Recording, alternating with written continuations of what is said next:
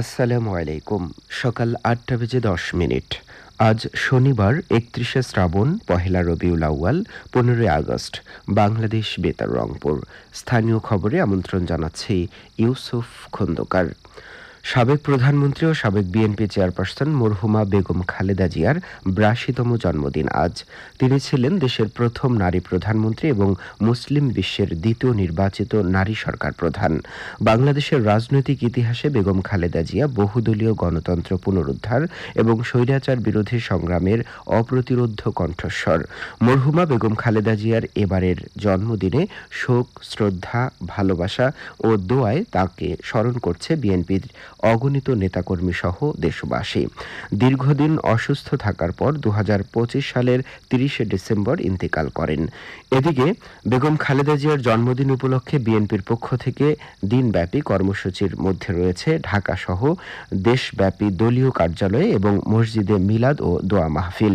এ উপলক্ষে ঢাকার নয়াপল্টনে বিএনপির কেন্দ্রীয় কার্যালয়ে আজ সকাল ১১টায় মিলাদ ও দোয়া মাহফিলের আয়োজন করা হয়েছে।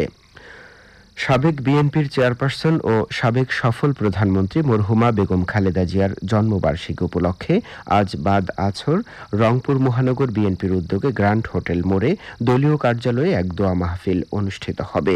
রংপুর মহানগর বিএনপির সদস্য সচিব ও সিটি কর্পোরেশনের প্রশাসক অ্যাডভোকেট মাহফুজুন নবী চৌধুরী এ তথ্য নিশ্চিত করেছেন। দীর্ঘদিন বন্ধ থাকা বেসরকারি শিক্ষক ও কর্মচারীদের অবসর সুবিধা ও কল্যাণ ট্রাস্টের অর্থ প্রদান আবারও চালু করতে যাচ্ছে সরকার। প্রধানমন্ত্রী তারেক রহমান আজ রাজধানীর ওসমানী স্মৃতি মিলনায়তনে আয়োজিত এক অনুষ্ঠানে এ কার্যক্রমের উদ্বোধন করবেন। এ উদ্যোগ বাস্তবায়নের জন্য সরকার ২,০০০ কোটি টাকার বিশেষ বরাদ্দ দিয়েছে। দুর্যোগ ব্যবস্থাপনা ও ত্রাণমন্ত্রী আসাদুল হাবিব দুলু বলেছেন, সরকারের উন্নয়নমূলক কাজে কোনো ধরনের অনিয়ম, দুর্নীতি মেনে নেওয়া হবে না। মন্ত্রী গতকাল রাতে লালমনিরহাট সার্কিট হাউসে জেলার বিভিন্ন প্রকৌশল বিভাগের কর্মকর্তা ও ঠিকাদারদের সঙ্গে মতবিনিময় সভায় প্রধান অতিথির বক্তব্যে একথা বলেন। মন্ত্রী বলেন, আলোকিত লালমনিরহাট গড়তে শুধু মাদক, অনলাইন জুয়া, বাল্যবিবাহ ও যৌতুক বন্ধ করলেই হবে না, সরকারি সব দপ্তরকে স্বচ্ছতা ও জবাবদিহিতার সঙ্গে কাজ করতে হবে। তিনি বলেন, উন্নয়ন কাজের মান নিশ্চিত করতে সংশ্লিষ্ট কর্মকর্তা ও ঠিকাদারদের দায়িত্বশীল ভূমিকা পালন করতে হবে। সভায় জেলা প্রশাসক মোহাম্মদ রাশেদুল হক প্রধান, পুলিশ সুপার আসাদুজ্জামান অন্যান্যের মধ্যে উপস্থিত ছিলেন।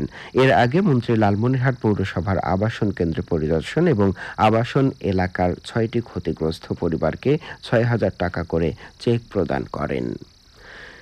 এদিকে সুরের মূর্ছনায় নৃত্যের ছন্দে সৃজনের নবযাত্রা, এই স্লোগানকে সামনে রেখে লালমনিরহাটে আনুষ্ঠানিকভাবে যাত্রা শুরু করেছে জল তরঙ্গ সাংস্কৃতিক গোষ্ঠী।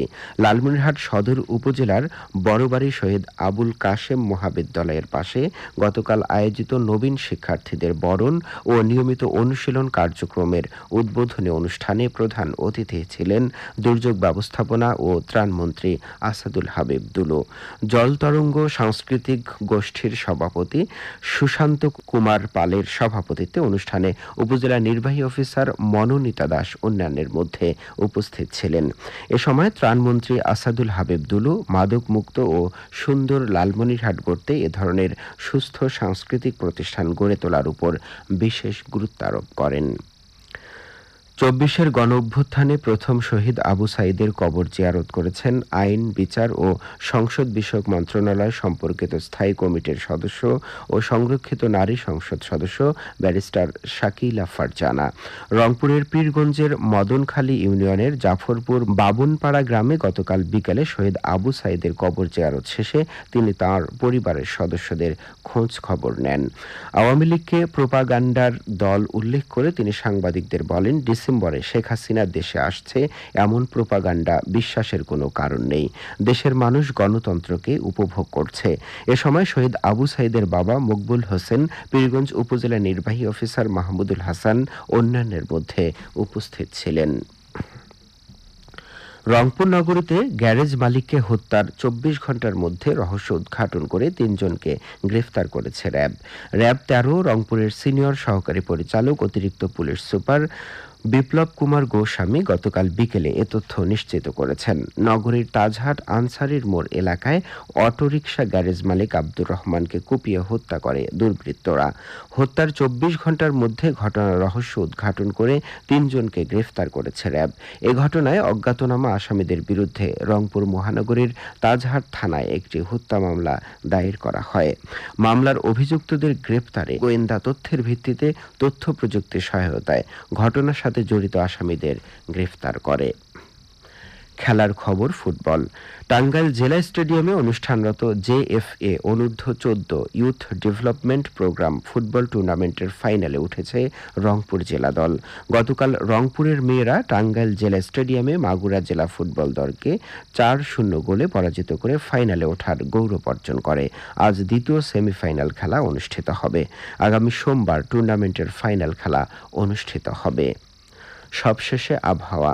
আজ বেলা ১টা পর্যন্ত অভ্যন্তরীণ নদীবন্দরগুলোর জন্য পূর্বাভাসে বলা হয়েছে খুলনা, বরিশাল, পটুয়াখালী, নোয়াখালী, কুমিল্লা, চট্টগ্রাম এবং কক্সবাজার অঞ্চলের উপর দিয়ে দক্ষিণ দক্ষিণ পূর্ব দিক থেকে অস্থায়ীভাবে ঘন্টায় ৪৫ থেকে ৬০ কিলোমিটার বেগে দমকা থেকে ঝোড়ো হাওয়া বয়ে যেতে পারে।